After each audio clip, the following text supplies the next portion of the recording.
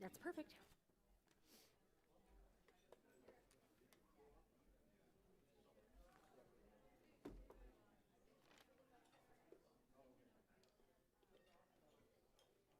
All right. Good morning. Good morning, everyone. Good morning, and welcome to the Columbus Metropolitan Club. Happy to have all of you here with us today. Thank you so much. I was reminded that it is the 307th day of 2021, and there's only 58 days left in this year. Do you believe it? We thought we'd never live through 2020, and here we are almost through 2021. So we're glad you're here. My name's Jane Scott, and it's a privilege to serve as the president and CEO of the Metropolitan Club and to welcome you here. Those of you who haven't been here for a while, there's a little bit of a change in our format. Our meals are served at 11:30. And we go live with our live stream at noon. So there's 60 or 70 people here in the room with us today, but at noon there'll be a couple hundred more folks joining us through the live stream and on our YouTube channel as well as the Columbus Dispatch. So those folks will be right in the room with us, even though they're not. Masks. We know that there is a mask what do you call it, regulation, mandate, ordinance, a mandate ordinance. So thank you so much for abiding by that. We know you can't eat your lunch while you wear your mask, but it would be very kind of you to put your mask back on when you've finished your meal as a courtesy to those around the table, and also so when the camera pans the room that we are complying with the ordinance. We love our cell phones, but we've also learned in this last 19 months where we've been live streaming that they ring really, really loud on the television. So please make sure you have your phones on vibrate or silent or stun or whatever it is that they do these days so that we're not interrupted. But we do encourage you, feel free to get up, take pictures of what's happening here on stage and post those on your social media accounts, and be sure to tag CMC. If you do that, use the hashtag CMC Forum so that other people can see us here and know that you're having a robust conversation at the Metropolitan Club. We always welcome guests. We know we have guests in the audience today, so any of you who are guests, we'd like to invite you to join CMC. You have a little tag in your name badge that says you're invited. Take that with you as a reminder to join CMC at some point. One of the fun things that we do to recognize our guests is our Barnes & Thornburg gift giveaway. So I'm going to pick a card, I think here. Let's see. Oh, well, okay. Mary Frances Gardner from Steptoe & Johnson. You're going to get a gift certificate to come back to CMC as our guest. So Mantra will take care of that after the forum. So thank you. Thank you all for being here. Ellen Block from our board will be back up here at about 5 to 6 minutes to kick off our program. So thank you once again.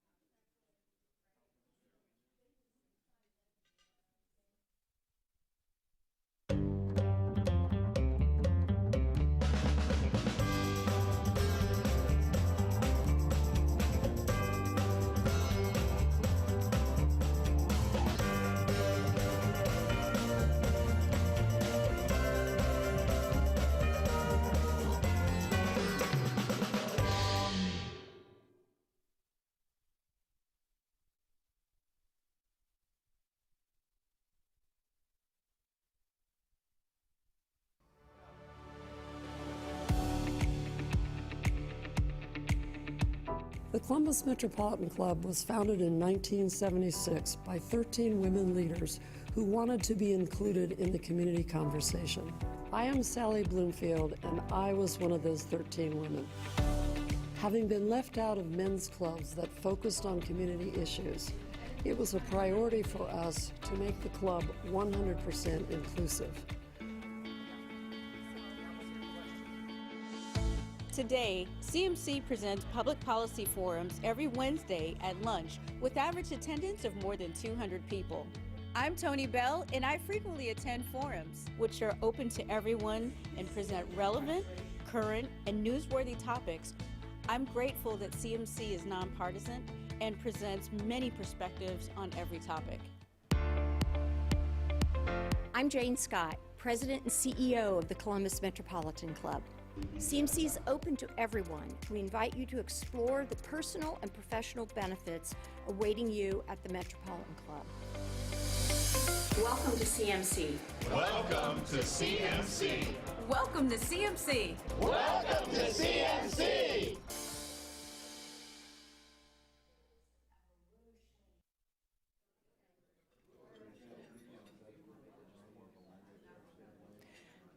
Good afternoon and welcome to the Columbus Metropolitan Club. Founded in 1976 by 13 visionary women leaders, CMC's mission is to connect people and ideas through community conversation. From its beginning, CMC has welcomed everyone. It's my pleasure to welcome you today. I'm Ellen Black, Director of Transfer Pricing and Tax Planning at Vertiv, and a member of the Columbus Metropolitan Club Board of Trustees. We invite you to become a CMC member and your organization to become a CMC sponsor. On the back of your forum flyers are the organizations that provide the nonprofit Columbus Metropolitan Club with half its annual revenue. To join this list of generous sponsors, please see our beloved Jane Scott for more information. Today's forum sponsor is Steptoe & Johnson. Today's forum partner is the Central Ohio African American Chamber of Commerce.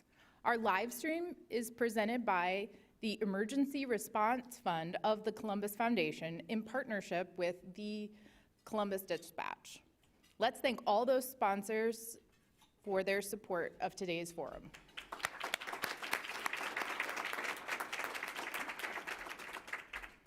Today's forum, America's Small Business Incubation Rate, and what Ohio is doing right.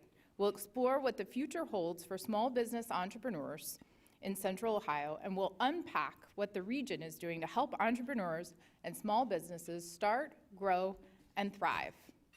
Please welcome today's speakers. We have Bill LaFayette, owner of Regionomics, Steve Fireman, President and General Counsel of the Economic and Community Development Institute, Cheryl Turnbull, Senior Director of the Keenan Center of Entrepreneurship at The Ohio State University, and our host, Susan Post, editor of the Metropreneurial.com, and associate editor of Columbus Underground. You can learn more about today's speakers in your forum flyer. Susan, we look forward to today's conversation.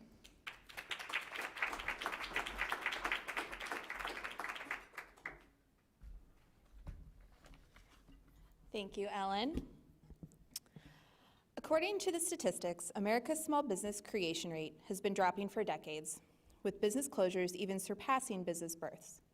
However, many in Central Ohio see and feel a sentiment that's quite different, that small business creation is thriving.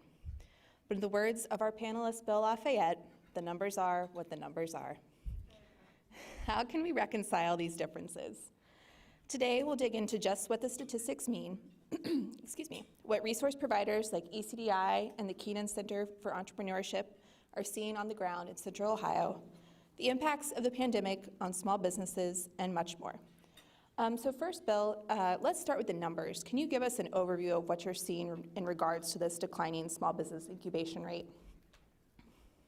Well, Susan, we're not doing all that well, and we haven't been doing all that well for years. I first brought this issue up, believe it or not, back in 2014 when I released my economic forecast on this stage that year. And the rankings were what really troubled me. Out of the 100 largest metros in the U.S., Columbus ranks 86th in the percentage of workers who are self-employed, 85th in the concentration of small firms, and I'm defining small firms as those with fewer than 20 employees, and 74th in our small business birth rate. Now, there has been a scotch of improvement in the self-employment percentage and the business birth rate over the last 15 years, but the small business firm concentration, the percentage of all businesses, hasn't budged. All right, I'm going to take this down to a local level. So Steve and Cheryl, what are your organizations seeing? And it sounds like it's actually kind of the opposite of what Bill is saying here. Well, I can start off, and trust me, I am loath and worried about ever disagreeing with Mr. LaFayette and his statistics. However, we are seeing at ECDI the demand greater than we ever have pre and post-pandemic.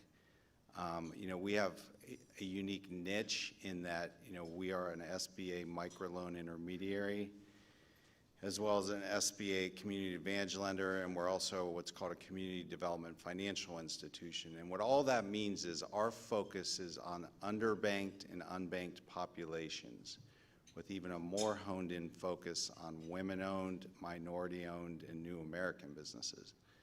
And we are continuing to see the desire and the growth of all of our programs across the board. There's not one area that we are not growing, whether it's in our area of educational services, which I'll go into a little bit more later, our investment services, which is our lending, which has just grown exponentially, or our innovation services, which is our incubation services.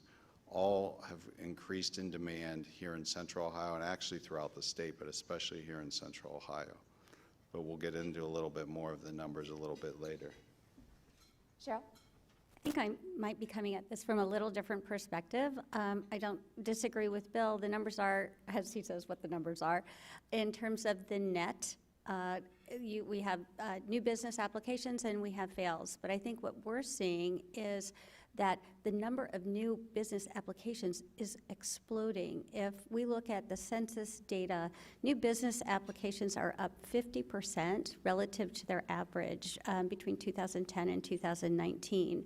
Now, do many of those businesses fail? Absolutely. But what we're seeing, I think, is a very, very strong enthusiasm for what we call making a job rather than taking a job. And we see that in our students who are coming in. We have an Entrepreneurial and Innovation Scholars Program, and it is the most popular scholars program on campus. We have over 60 freshmen who come that we admit to that program every year. We see an enormous, I think, culture change going on at Ohio State among our faculty in terms of creating businesses out of university-owned IP. I can tell you that when I first started at Ohio State in January of 2013, we had 12 active startup companies. Today we have over 105. And now we created 150 over the time period, so there is a failure rate. But that is because more and more people are trying to bring these technologies to market through what I would call the more entrepreneurial efforts, through the formation of a startup company and the application of private capital. And we're going to touch on some of the things that Steve and Cheryl both said in some upcoming questions. But I want to kind of go back to the why behind sort of these opposing things that we're seeing. So first, Bill, can you shed some light on some of the factors behind these trends and why there's been this decline? Well, first of all, what I just heard is very encouraging, very exciting. And the numbers that I work with don't really reflect the pandemic, but it doesn't really surprise me a bit that the rate of entrepreneurship has picked up, simply because there was so much dislocation. People were at home for months. And so that has led to a lot of self-reflection. There was a Pew survey saying that more than 1 in 4 folks were thinking about actively thinking about changing their careers. And so entrepreneurship is certainly one way to go. The reasons behind the problems that we've seen in Central Ohio are, first of all, I think that we have a growing but still fairly low concentration of foreign-born individuals. If I remember correctly, nationwide, almost 8% of foreign-born individuals are self-employed in a partnership or a sole proprietorship, compared to about 5% of people in general. There's that, and another correlation that I ran into is between small business formation and big businesses. The higher your concentration of really, really big businesses in your region, the lower the small business formation rate, all else equal. And we'll, again, touch on some more of that, but I want to hear from, Steve and Cheryl about why you think you're both seeing, this healthier startup and small business scene in Central Ohio, and, from your view, why Columbus has been a little bit insulated from some of this. So for a few years ago, and now this was pre-COVID, but Forbes ranked Columbus as one of the best cities in which to scale a startup. And I think that has a lot to do with the ecosystem that's been developed within Columbus. We have some incredible partners, and the Columbus Partnership has been amazing in helping foster an economic environment that supports new business formation. One of the things that Ohio State did back in 2012, our Board of Trustees allocated $100 million to invest in funds that support our startup ecosystem. Over that time, we've invested that $100 million in 10 different funds that represent the funding continuum from very, very early pre-stage to Series A and Series B. And the money in and of itself isn't sufficient, but that money combined with the intellectual capital that exists around the university and in Central Ohio has attracted some incredible management teams. And that's the value proposition I think that we offer, is that we have some great technology, we have access to capital, we have a state that supports the startup ecosystem through grant funding and through subsidizing some of the early stage funding vehicles. And that has really served to attract a lot of entrepreneurs to our area who are willing to start businesses here. Yes, Cheryl, I would agree wholeheartedly that one of the advantages of Central Ohio and what we have in our marketplace, because ECDI has the vantage point of looking at some different marketplaces in Ohio, because we've been invited to do what we do in several different marketplaces.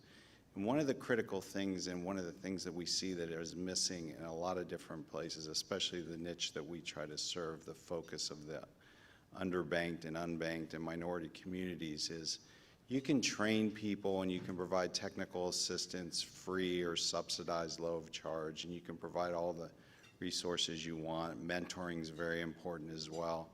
But without the funding, without the liquidity, the ability to help get started, be it the type of equity that Cheryl's talking about, or the type of loans that ECDI provides, which are loans as small as $750 all the way up to $500,000. That's what's critical in kind of fueling the growth of a local small business ecosystem, in my opinion. Something I think Bill and Steve have both mentioned, according to a study from the Small Business Administration, the business ownership rate and business formation rate are both higher among immigrants than non-immigrants. And a Brookings study also found that immigrants play an outsized role in U.S. high-growth entrepreneurship. Are we seeing this diversity in entrepreneurship in Central Ohio? And if not, what can we do to help build that up? I think we are. Insofar as the numbers go down to the local level, I think the diversity of business ownership is pretty good here. But we can certainly always do more. We can, when I talk about the resources that are available to small businesses, I have to call them well-kept secrets, and we need to change that. When I was starting my business almost 12 years ago, just about my first stop was the Small Business Development Center to get some free counseling. And the only reason why I knew that even existed was that the SBDC shared office space with the Columbus Chamber, where I was working during my first few years there. And there are resources like ECDI, there are resources at the Columbus Library. Just the ability to go and research industries and companies at the Columbus Library is tremendous. And so that alone, I think, helps overcome the fear factor that all of us experience. I overcame mine by talking to everybody I could think of for 6 months before I pulled the cord and said, okay, I'll get off here, please. Yep. Anything to add? I do. ECDI began in 2004, and at the time we started ECDI, a lady named Ina Kinney was the founder, and we came from another organization, and her focus was at that time about 80% of our clients, maybe 90%, were refugees and asylees. So our pedigree is one in which we started out serving and helping people, helping to educate people about our system of capitalism and couple that with technical assistance and funding. But we did a lot of work in the Somali community and the Ethiopian community. And that's kind of how ECDI started, with really small loans up to $35,000.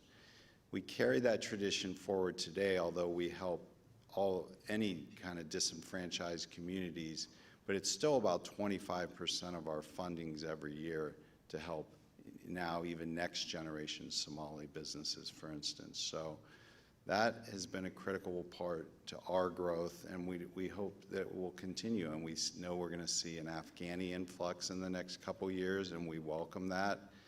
And we will, we will definitely be there to try to help them develop their businesses as well. From a diversity perspective, we see that small business formation is very critical for folks who have been historically disadvantaged. When they hit a wall and can't get forward in the traditional business community, starting a business is a pretty compelling story. If we look, the women-owned businesses had experienced the largest increase over the past year of 13%. And if we look at all of women-owned business, 47% of women-owned businesses are owned by women of color. So these are amazing vehicles to advance economic development in our communities. But I say where I think that I see at our university where we fall short.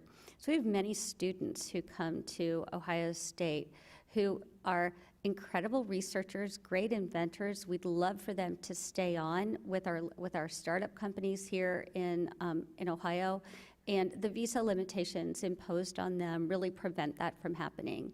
And if I were going to change something with regard to our foreign-born entrepreneurs, it would be to expand our student visas into the startup space. Great. One thing that I'm hearing from what Steve and Cheryl are saying that I'd like to underline is that starting a business can be a great way for somebody with barriers to employment, whether that's being a foreign refugee, a foreign immigrant, whether it's having arrests on your record, whether it's just having emotional challenges, mental challenges. Folks with barriers to traditional employment can start businesses that become very successful. That kind of leads into a great question. You know, ECI, you're talking about what you've historically done, but I know you just also started a social enterprise hub, which is, you know, exactly what Bill is talking about, you know, people with barriers to employment starting their own businesses or providing, you know, business opportunities for them. So can you tell us a little bit more about what ECDI is doing in that realm, and then, you know, maybe expand on some of the other services you provide? Absolutely, thank you. Yeah, we're all about knocking down barriers to both employment and business ownership.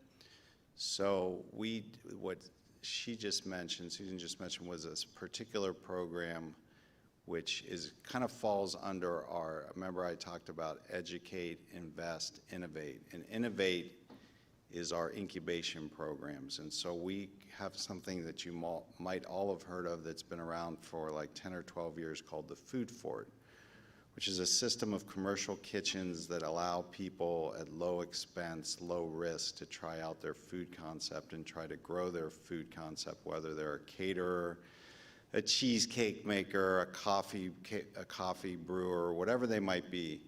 And so we've had some companies coming out of that very successfully. We also have a food truck commissary where we feel like we kind of helped kick off the big boom in food trucks in Central Ohio, and to this day we have about 18 that kind of reside with us. But another area that we were always very concerned with and focused on is, as mentioned earlier, are helping people that might have multiple barriers to employment or business ownership. And we do that in several ways, and one of which was just mentioned, which is our social enterprise incubator. And that's a program in which we're trying to help prop up and support through technical assistance and funding and training business owners who are focused on employing people that might have multiple barriers to employment. So that's something that's within the last year and a year and a half, and we're really, really proud of that program. Another program that we have that another mechanism that we have to break down some of those barriers is we have a multitude of different funding sources. We're not only an SBA lender, but we have a lot of bank funding sources, a lot of municipal funding sources. The Columbus Foundation, for instance, is a funding source. So therefore, we don't have restrictions of some governmental or highly regulated funding sources that might prevent us lending to somebody who, say, might have, you know, a felony in their background. So that's another way that we knock down some barriers. Great. And Cheryl, will you tell us more about the Keenan Center for Entrepreneurship and some of the programs and services you provide? Absolutely. So the mission of the Keenan Center is really to foster a culture of entrepreneurship at Ohio State. And the way we do that is through the support and development of startup companies and the encouragement and education of founders. And those founders can be faculty, staff, students, or alumni from Ohio State. So we offer a variety of different programs. We have accelerator programs. We have mentorship programs. We do entrepreneurial education. We give workshops and boot camps and training. We have a whole funding continuum for capital.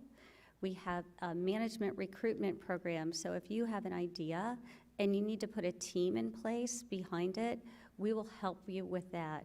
And I think one of our most exciting for entrepreneurs is the possibility of taking a technology that's been developed at the university that has hundreds of thousands, millions of dollars of research behind it, and we will help that entrepreneur set up a company, build a team, license that technology into the company, and provide them with a series of grant funding vehicles that, if they qualify, can give them up to $300,000 to kickstart that business.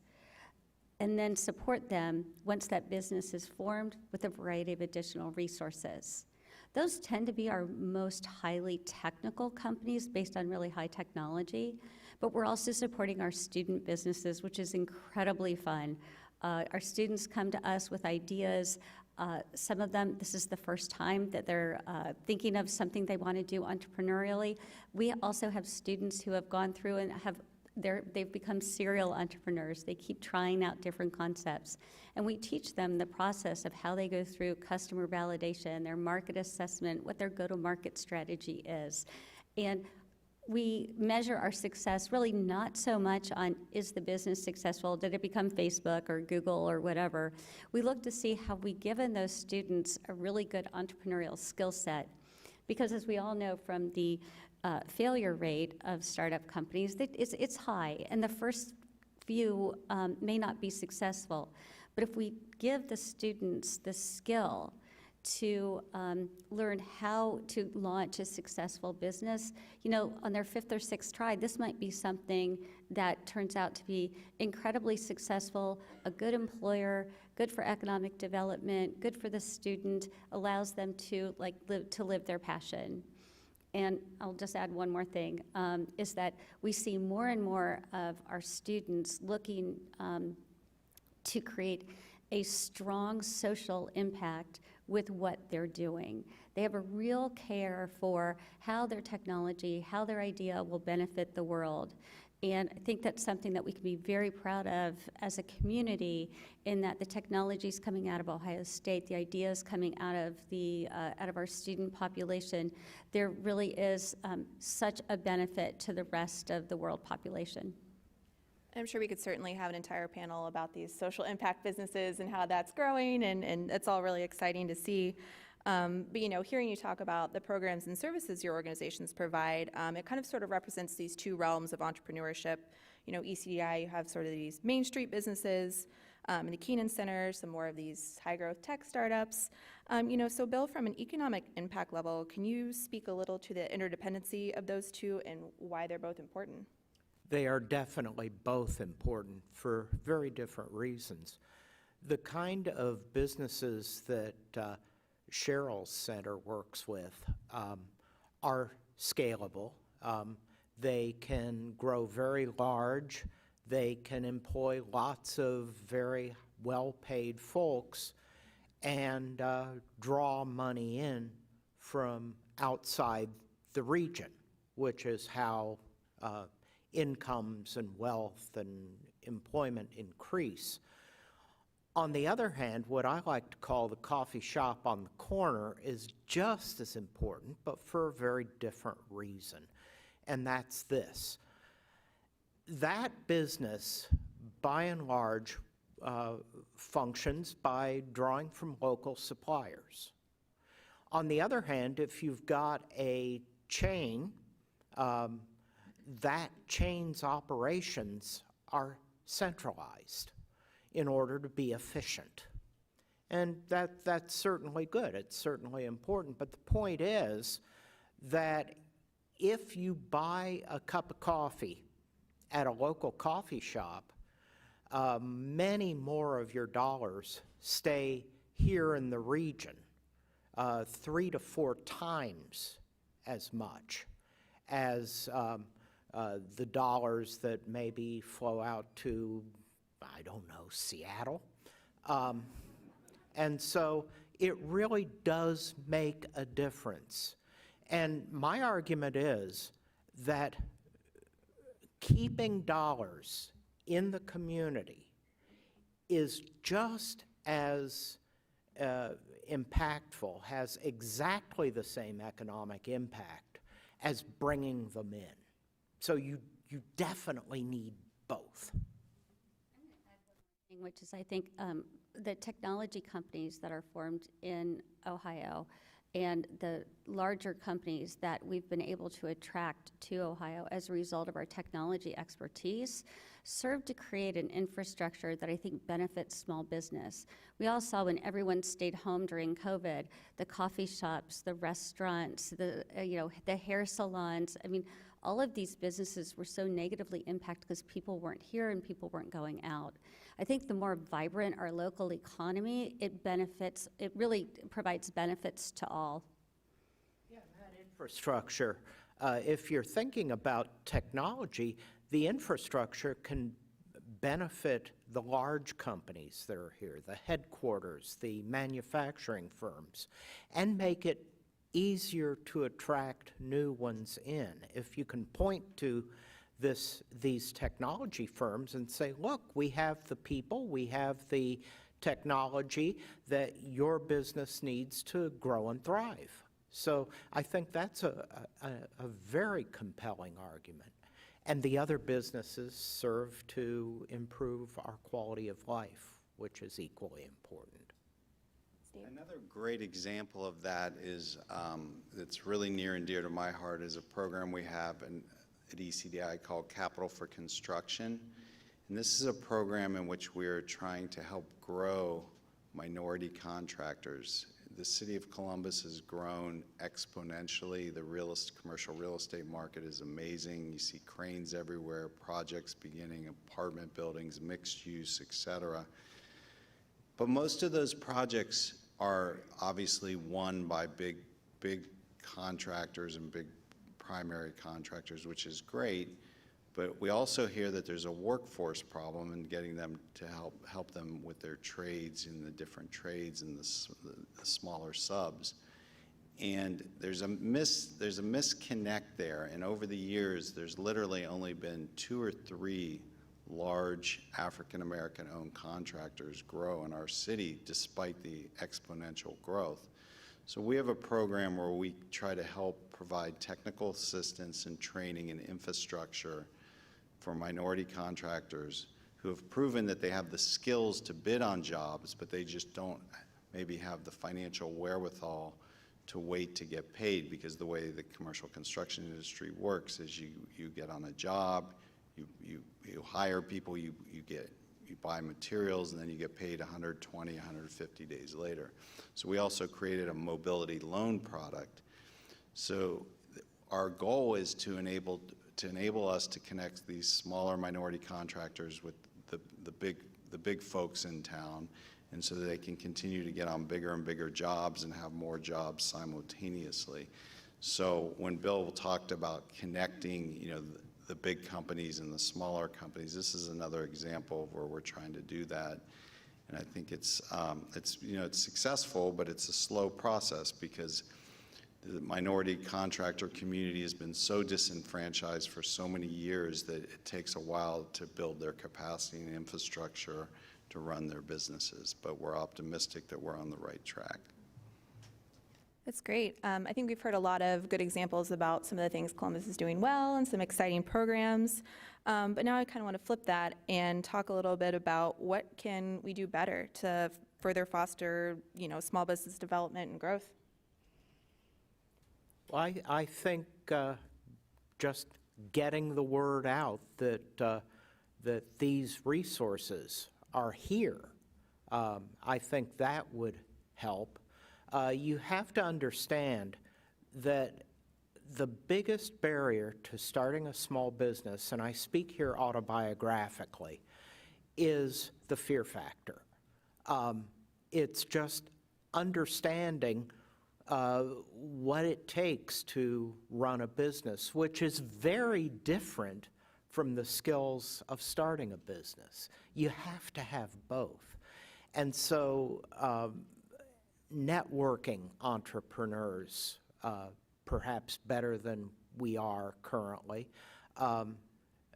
mentorship programs, I think, would be very, very important. I'll certainly talk to anybody who wants to start a business. Cheryl. I would say, I'm biased, so, when someone asks me a question, what do we need, I would always go to more focus and funding on small and micro business. Bill mentioned, that in Columbus, we have done an amazing, amazing job of attracting big businesses. And, there's been great tax incentives given for that, and there's been a lot of dollars spent on that. And as a funding community, we've spent a fraction of those dollars investing in organizations like ours and others who support to uplift, minority, women-owned, new American-owned businesses. So The funding infrastructure can always improve, and we're always at the forefront of trying to do so. It might sound self-serving, but these programs don't run themselves, so that's what we try to do. The other thing that I think is critical is that, and it was mentioned again earlier, is the navigation piece. Like when Bill went to start his consulting business, where do I go? Well, he knew to go to the SBDC by happenstance, but a lot of people just don't know where to start, and then you do a search and all these different resources come up. Some of them are valid, some of them are out of business. So the true navigation process, I know we're working on it, and the city's working on it, and the county is working on it, but we haven't quite gotten that right yet either, so we need to do something about that.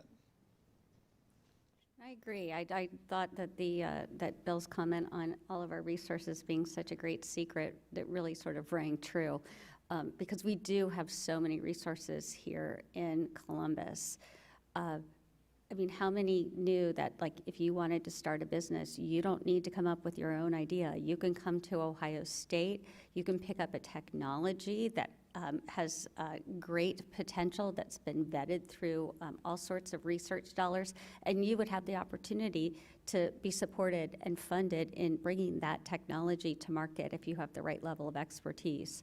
That's the kind of thing that we're trying to put out there.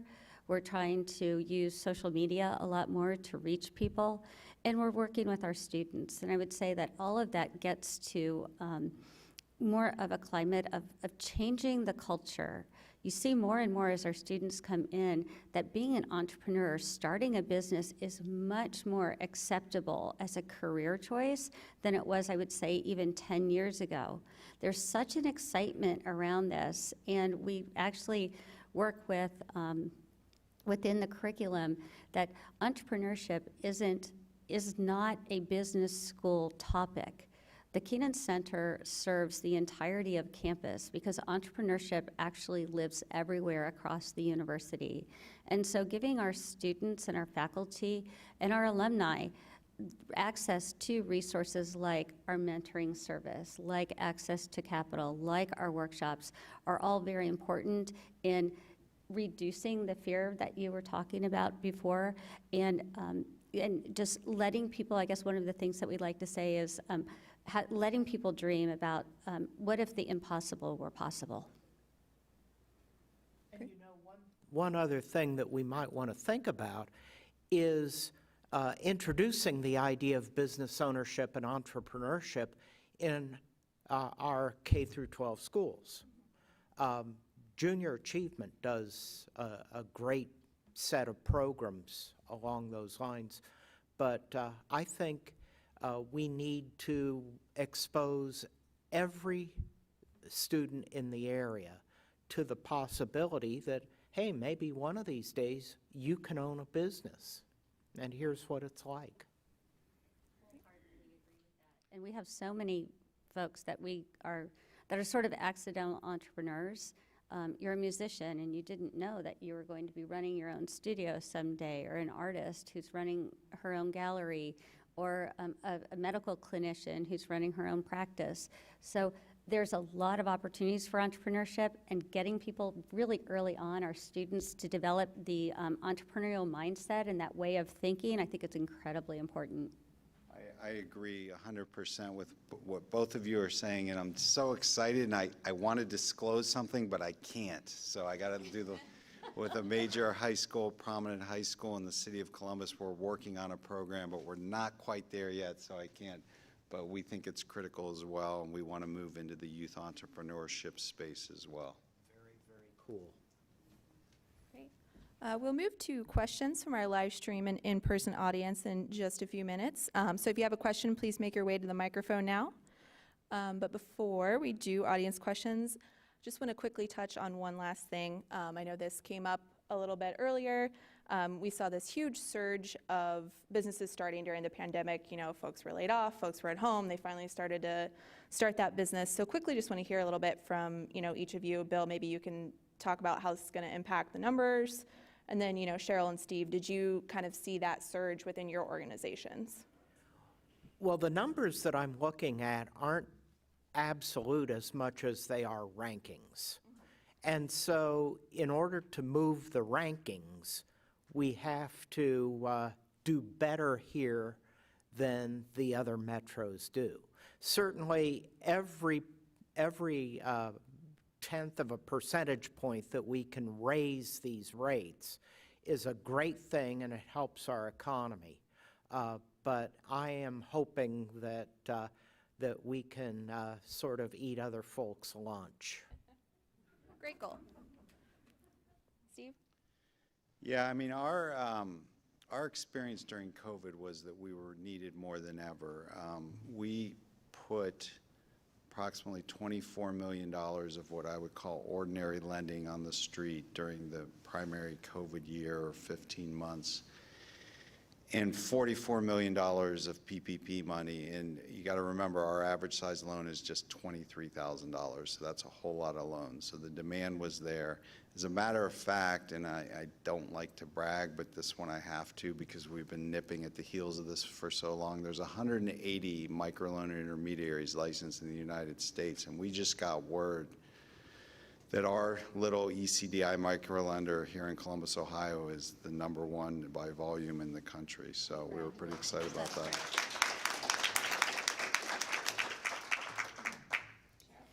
You know, I don't think we saw a dramatic decrease or increase in our populations in new business formation over COVID. Our students and our faculty just kept doing what they'd always been doing. I would say where we probably felt the biggest impact, I guess there were two. There were some of our already formed portfolio companies that just took off because of COVID. So many of our because so many of our businesses are technology-based, COVID benefited them.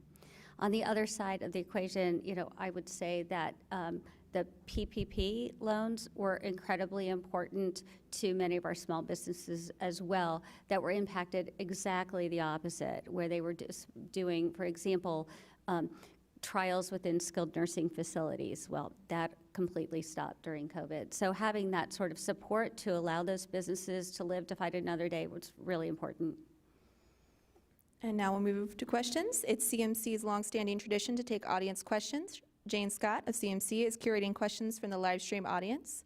For our in-house audience, please join Jane at the microphone. Please keep your questions brief and to the point. Jane, what is our first question? Wonderful, thank you. And as Susan said, any of you have questions, we'll trade off from online to questions online. So Mary Jo Hudson from Squires Patton Boggs, please discuss how small retail businesses are pivoting to adapt and address market changes associated as customers move from to hybrid working environments.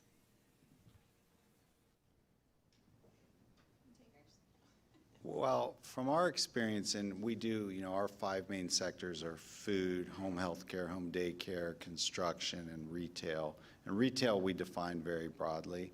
So in the businesses that we help, it's a whole range. Some are really sophisticated in pivoting and having online engines and doing a lot of their sales online, and, you know, and having fulfillment just like you would expect of a larger retailer. Some of them don't even have very good access to broadband, so we've had to help them totally pivot their business models in other dramatic ways.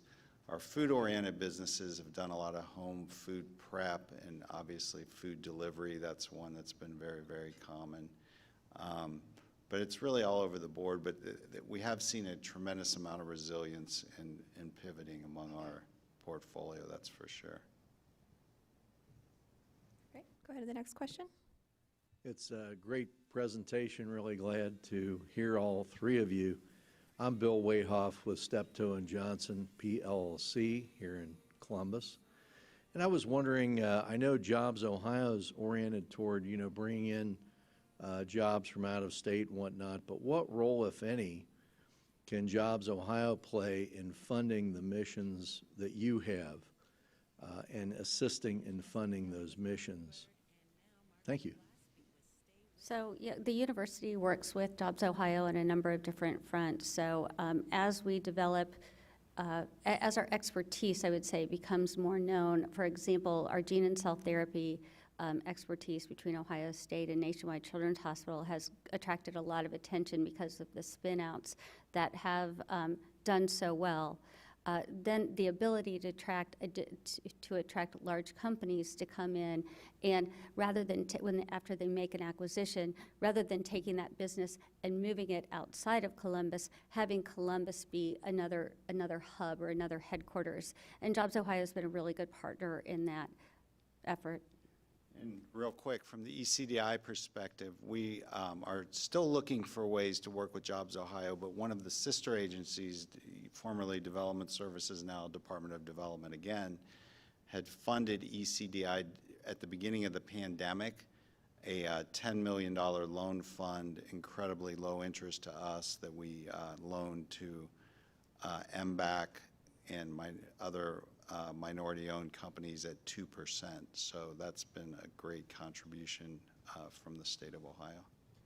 And we cannot forget the federal resources that are available, the Small Business Administration and the Small Business Development Centers, which are federally funded. So I could go in and get free counseling. Anybody can go in and get free counseling. So those resources exist too.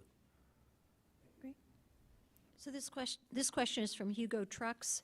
Along the same line, how is the shortage of employees going to affect startups? Well, it's not good, and we're hearing that. You know, we have a lot of restaurants and food service businesses, as I mentioned, food trucks, retail in our portfolio, and it's difficult. You have to pay people more and more. So it's lifestyle, creativity in terms of what, you know, we're trying to coach our businesses to offer to their would-be employees, but it's a really difficult conundrum right now. Employees and future employees are really calling the shots right now, and it's difficult. I'm sure it's difficult on all of your businesses. It's been difficult in ECDI, our own growth in our, you know, we're in the business of helping to start and grow businesses, and it's difficult for us to find all the people we need in a prompt manner to keep up with the growth. So it's going to continue to be a challenge. Small restaurants, locally owned restaurants, is one of the big things that I'm worried about as we see this big shift, the great resignation and the need to pay workers more and more. I would argue they deserve to be paid more in many cases than they are, but that puts a big squeeze on these businesses' profits, along with the increasing food cost. And so if you cannot pass those cost increases along to your customers in the form of higher menu prices, then you may have to shut down. And that's a big concern of mine.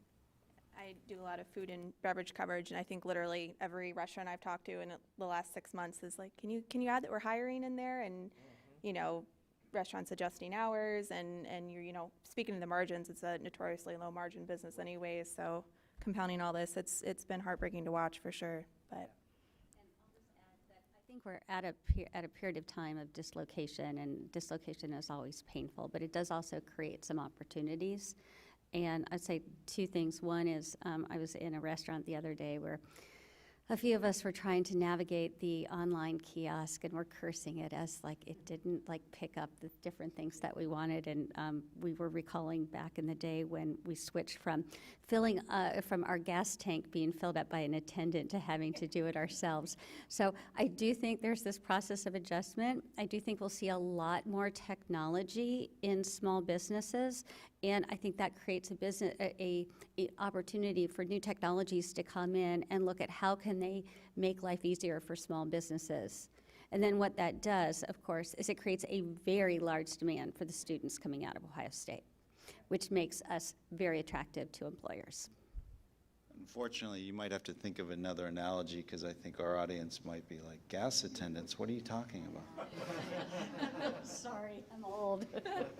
Me too. We'll take the next question. I'm Amanda Sage, and some of you know that I'm a marketing consultant who works with CMC, but I'm also in the process of starting my 5th company and getting my 2nd Woman Business Owned certification.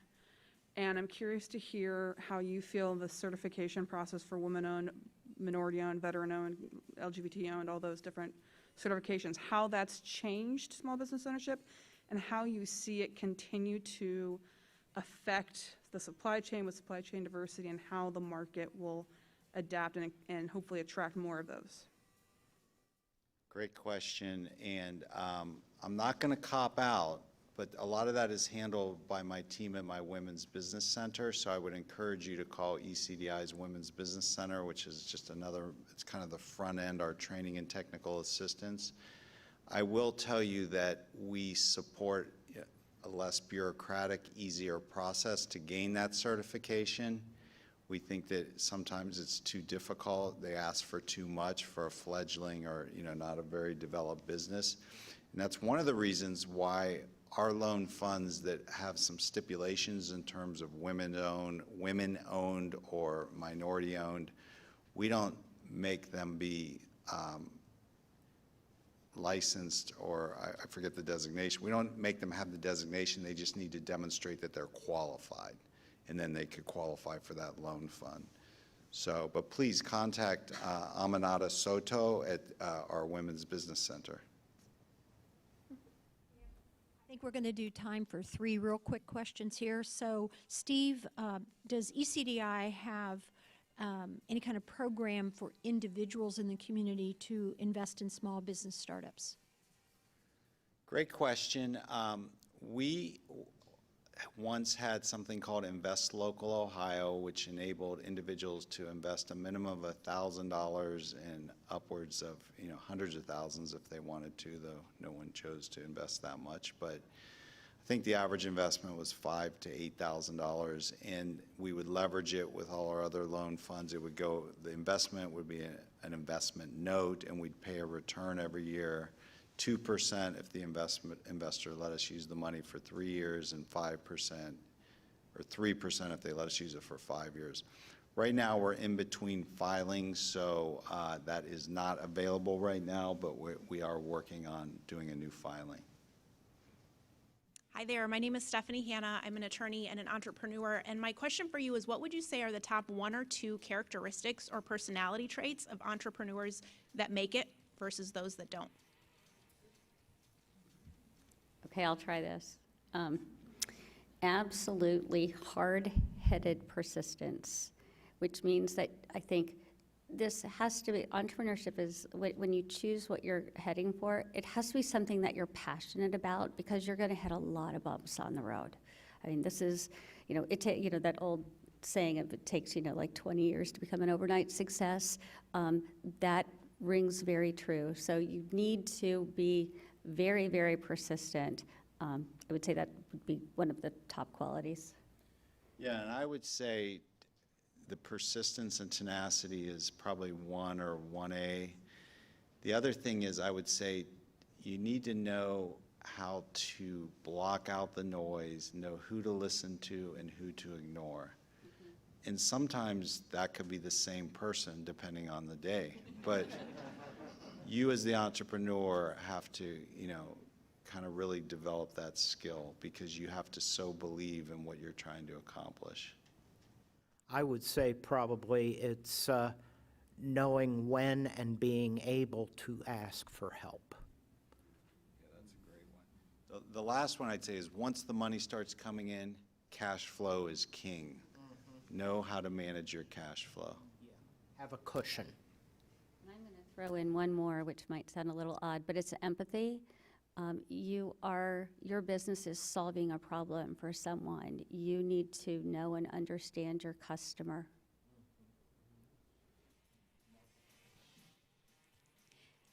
My name is Tony Bell with Phoenix Consulting Co., small minority woman-owned business. And my question is, Before I get to the question, Bill, you're right, the numbers don't lie. And what I do know as a social scientist is the interpretation, the worldview of the person who's interpreting that data really matters. So thank you for your advocacy. As a small, minority-owned, woman-owned business, I can say that it has been difficult to navigate the pandemic. We design coursework in leadership and facilitate those courses. And I feel very fortunate that I had friends who could tell me, hey, there's a resource here, or I got this grant, or I did that. What I can say is that a lot of times in those applications, there were little stipulations that still made it so that applying for something was disparate for my company and for minority-owned companies like mine. What else can you do? What, in addition to all the things that you're doing, can you do to continue to make it possible for those disenfranchised, often left out by some small rule companies, be able to have the same opportunities for funding and connection that majority-owned companies do?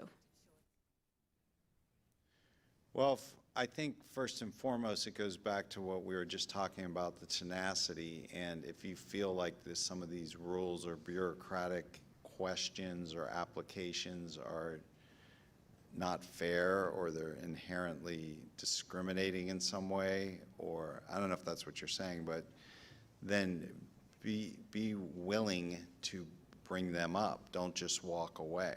You know, you gotta be, somebody's always got to fight the good fight. And so that would be my number one piece of advice. And then use allies. Like you said, you've been lucky to have some allies and people of influence that have helped you. Go to the well. If they helped you once, they'll help you again. And you know, they're doing a good thing in the bigger picture. So those are the two pieces of advice I give you. An unfortunate thing that I've run into on occasion is the extreme bureaucratic nature of some of these requests for proposals. I have passed on proposals that I think I could have done very well at simply because I did not have time to fill out a 50-page application. And so to the extent that large companies can make it easier for small companies, micro companies, to access these jobs, the better off we'll be. Wish we had more time. I've got a whole list of questions we didn't get to, but we'll turn it back over to Ellen Block for our concluding remarks.